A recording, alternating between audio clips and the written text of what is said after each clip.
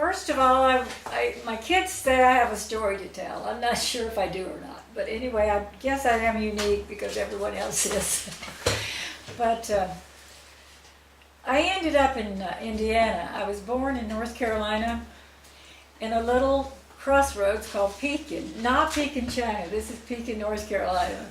It's in Montgomery County, North Carolina, in the Piedmont area. And of course, I don't remember living in that house, but the family, my mother and daddy says that it's the best house we ever lived in, and I don't remember it. I've seen it since I've grown up.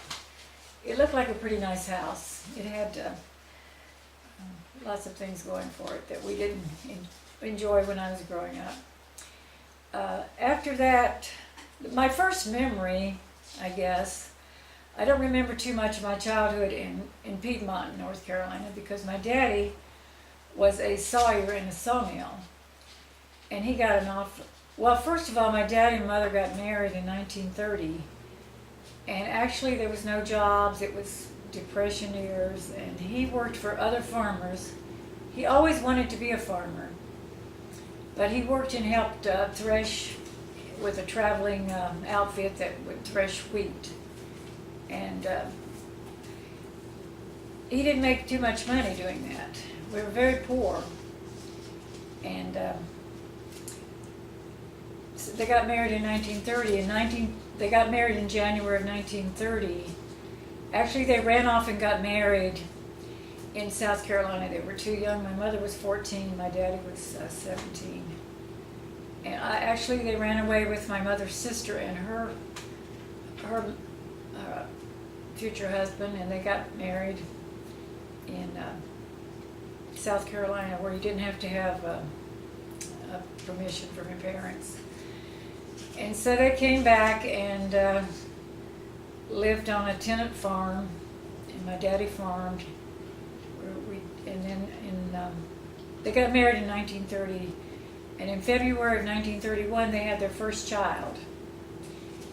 And he was a robust little fellow, and so proud to have a little son to start with. And he lived to be 2 years old almost, and then he died from pneumonia. It was very sad. Where they lived, there was red clay. In that area of North Carolina, there was red clay. And his little footsteps were just all over the yard.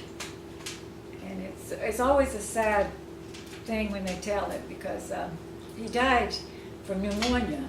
In this day and age, we probably wouldn't have, they wouldn't have had that problem, but we didn't go to doctors very much, and he died in my daddy's arms, and his name was Vernon Alexander. And so in 1933, they had a little girl, and her name was Helen Irene, and my maiden name is Britt, so we lived close to my grandparents, Britts.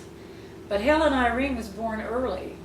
She was premature, and she only lived about 6 weeks, and she died. So there was a devastating start to our family. And then that same year, my mother lost her mother. And also she had twin girls in November of that same year.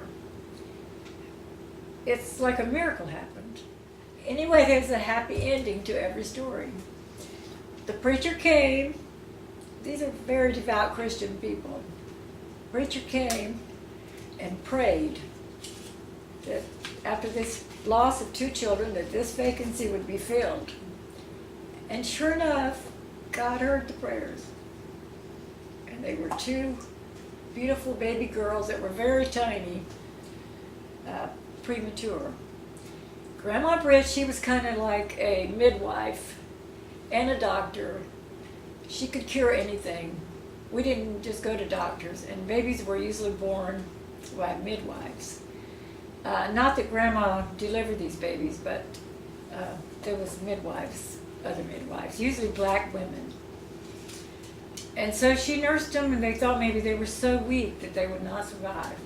But she gave them whiskey, and their heart began to beat normally, and they they thrived and became healthy. Your mother was like only 17 and when they were born. 17 years old and very poor, and they were born in November. And so that worked out pretty good until I came along.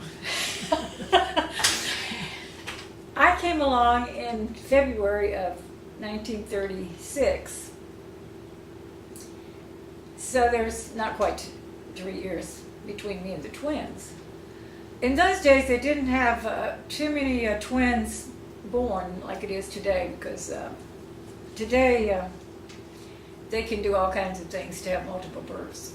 But these were twins that everybody admired and just made over, and I felt like I was just, secondhand. I wasn't a twin, and I was born, and I was pretty good. I was like the midwife said, oh, she must weigh about 8 pounds. They didn't have any scales.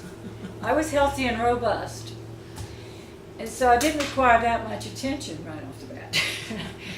And the midwife, we didn't have any money. My daddy said, well, I don't have any money to give you, but I will give you a ham. So they paid her that day with a ham, which that was pretty valuable to them. They killed hogs every year. And so time went on and everything was okay, but still I felt a little bit second place here. I was third place in our family.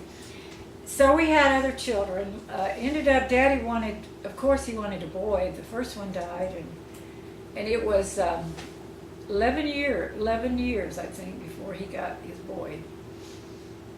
Because Ruth and Rachel were born in 33, and in 44, my brother Earl was born. So I have 5 sisters, and the family ended up with 5 sisters. There's 10 in our family, 5 girls and 4 boys. So, of course, my brother Earl was special because after all these girls, Daddy just doted on him.